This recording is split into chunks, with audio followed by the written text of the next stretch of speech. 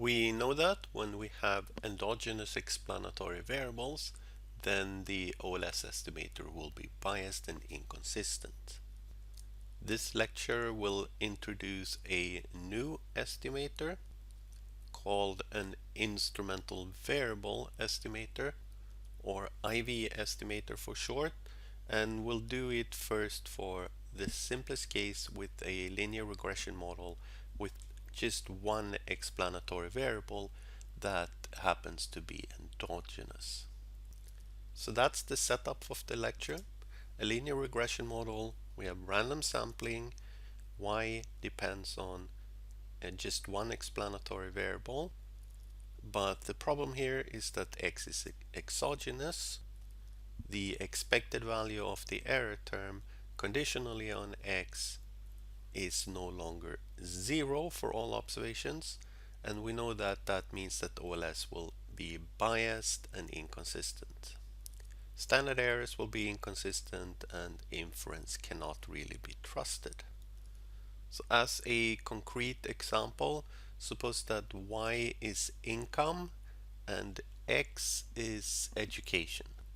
In such a model, it's highly likely that education will be endogenous because there will be other variables that affects income collected in the error term, and it's very likely that education will be correlated with those error terms. So when we estimate this equation using OLS, hoping to estimate the effect of 1 year additional education, keeping other variables constant, we will not be able to do that because as education increases by 1 year, we will have other indirect effects from other variables that are then also affected by the change in the level of education. So to handle the problem, we make use of something called an instrumental variable. So an instrumental variable is simply a new variable. Let's call it z. It functions as an instrument for the endogenous variable x in the linear regression model if the following conditions are satisfied. First of all, this instrumental variable z must itself be exogenous. It cannot be correlated with the error term. The expected value of the error term conditionally on the level of z must be 0. Second, it must be correlated with the explanatory variable x that is endogenous. So the correlation between the x variable and the z variable cannot be 0. And finally, it cannot have a direct effect on the dependent variable. That is, it should not itself be included in the regression model. That means that the conditional expectation of y given x and z does not depend on z. If all these conditions are satisfied, then z is an instrument for x. A common example of an instrument for education, the z variable, would be the level of your mother's education. It's reasonable to assume that this variable is exogenous. The level of your mother's education will probably not be correlated with factors that affect your salary, your income, but which are collected in the error term. Zi is correlated with xi.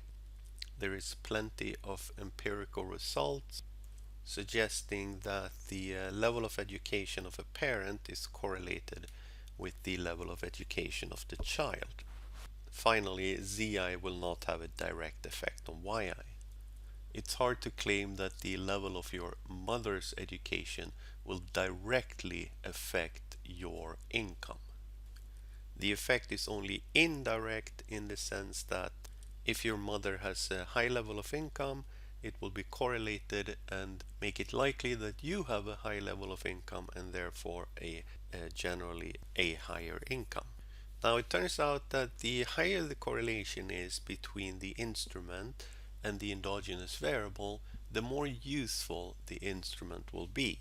So we use the terminology, we say that the instrument is weak if the correlation is small, and it's a strong instrument if the correlation is large.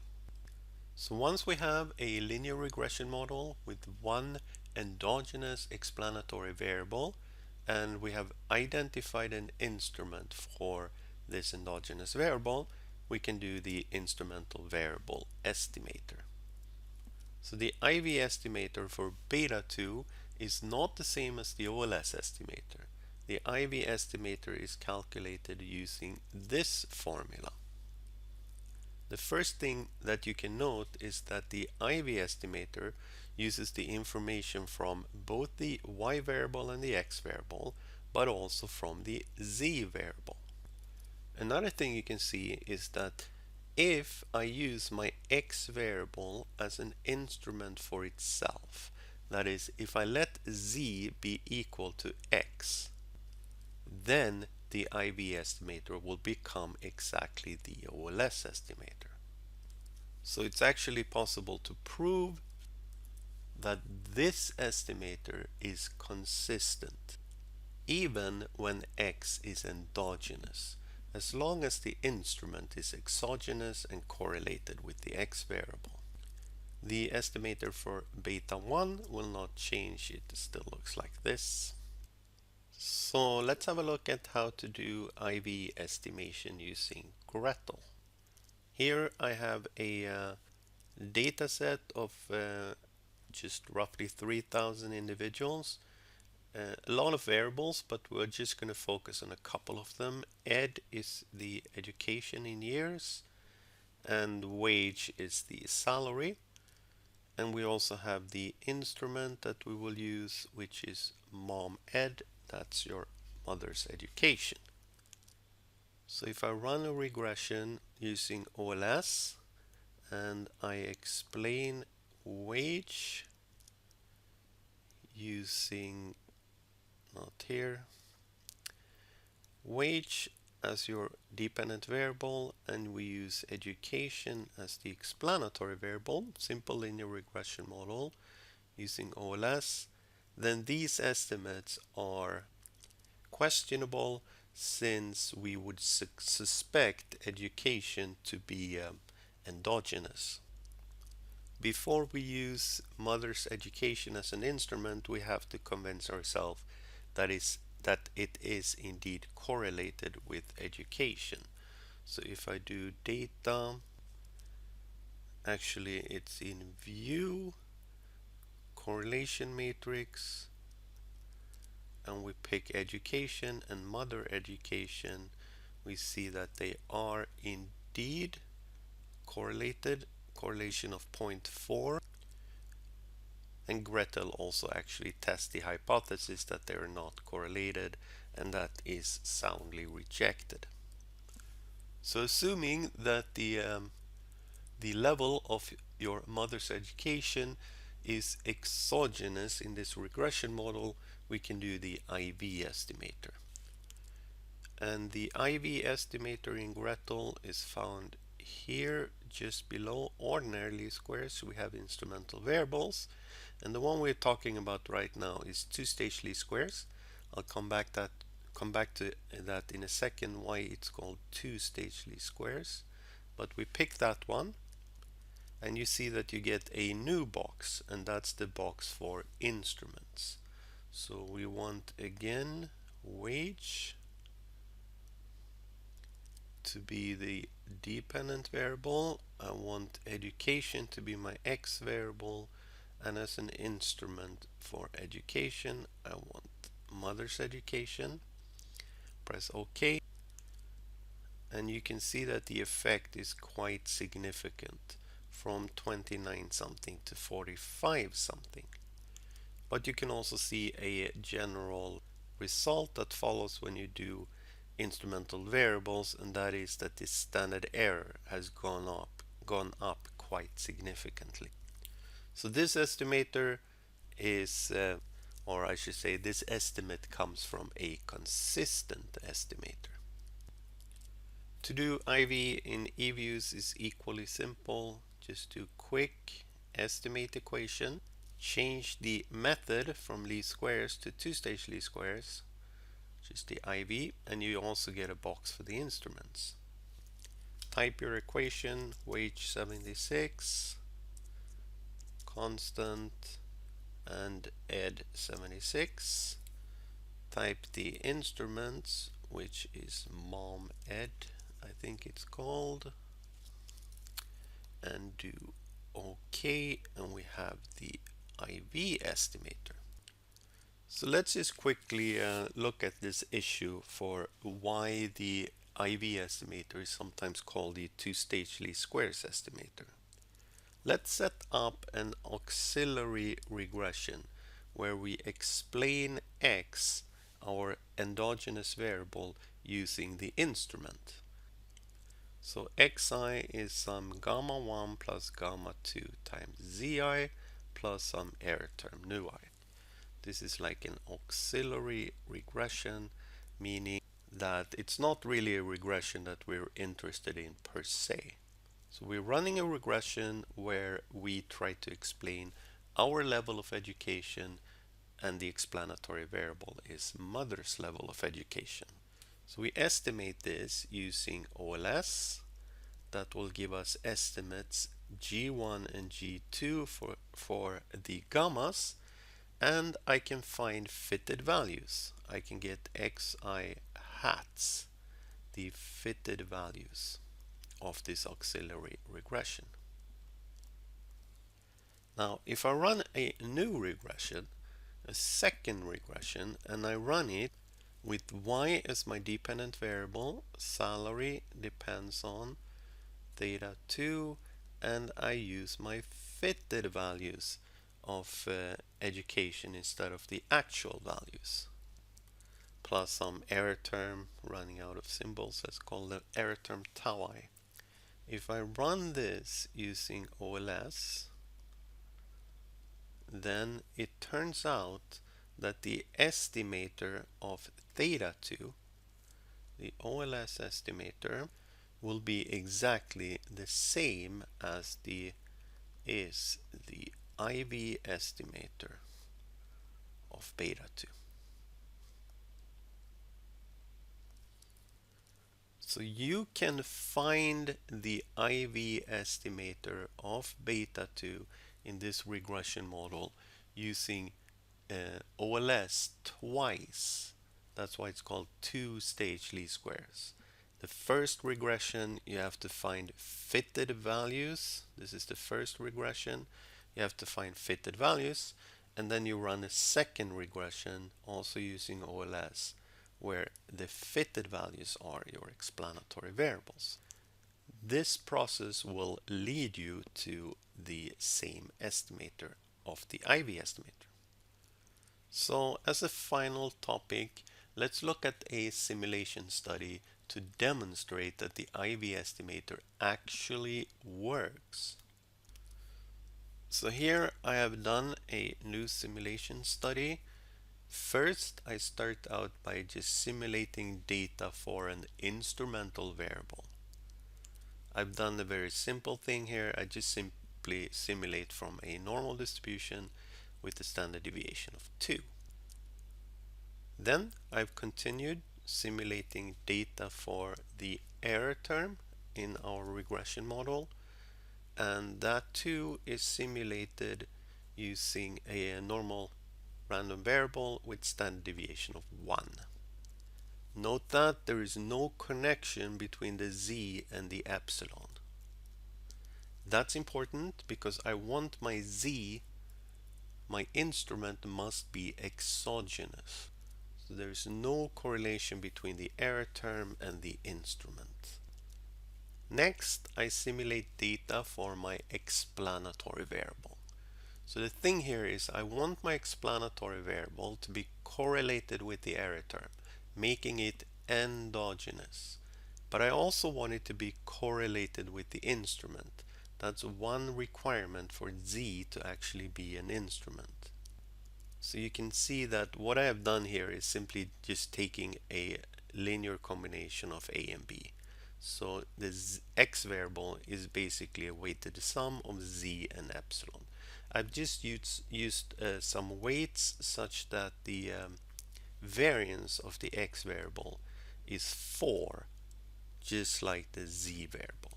So the instrument and the explanatory variable has the same variance. And since x is partly determined by z and partly determined by the error term, it will be correlated with both. So now x is really endogenous and z is really an instrument. I have calculated the sample variance of the z data in this cell H2. Remember, the true variance of each one of these random variables is 2 squared, so that's 4. I have calculated the sample variance in the error term, and the true variance of the error term is 1. Here is the sample variance in the x variable, and the way I have calculated x, it will also have a true variance of 4. And if I just F9 a couple of times, we'll see that yes, that seems about right. Next, let's check these sample correlations. So here in H5, I have the sample correlation between the z and the x variable. They must be correlated, and they are. Sample correlation about 70%. You can actually show that the way I have done this, the true correlation between them is 1 over square root of 2. Similarly, the error term and the x variable are correlated, so the x variable is endogenous. The sample correlation 0.68, and you can show that the true correlation is the same, 1 over square root of 2. So I've made a simulation such that the x variable is equally correlated with the error term and with the instrument.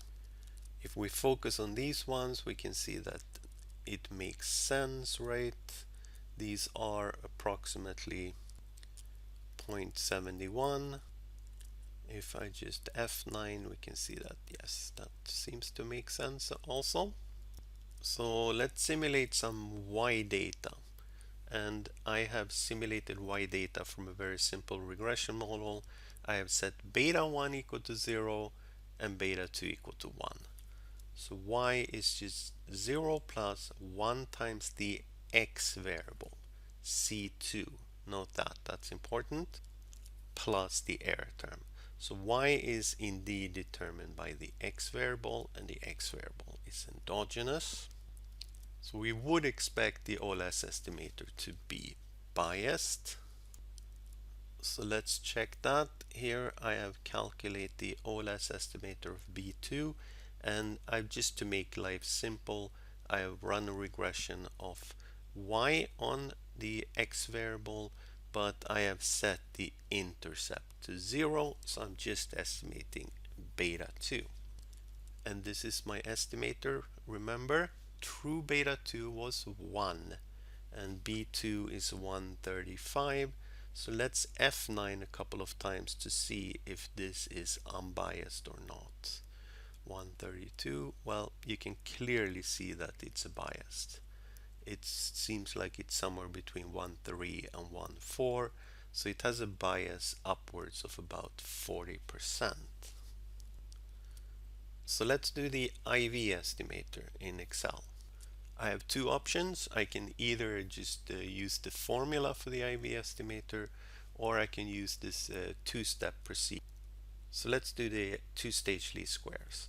So here I have done the regression where I run explain z using the instrument. So that's the OLS estimator in the first regression. Based on this regression, I have calculated fitted values, as you can see here. That's just the OLS estimator times the z variable, and that gives me the fitted x values. Again, I have set the intercept to 0 to make it as simple as possible. And finally, the IV estimator, Well, that's a regression explaining y, not with x, but with x hat. So the final step here is that I've done that here. That's my regression, but now I have explained y with x hat instead. That's my IB estimator. And let's check now. If I F9 this one, you can see that it is indeed unbiased.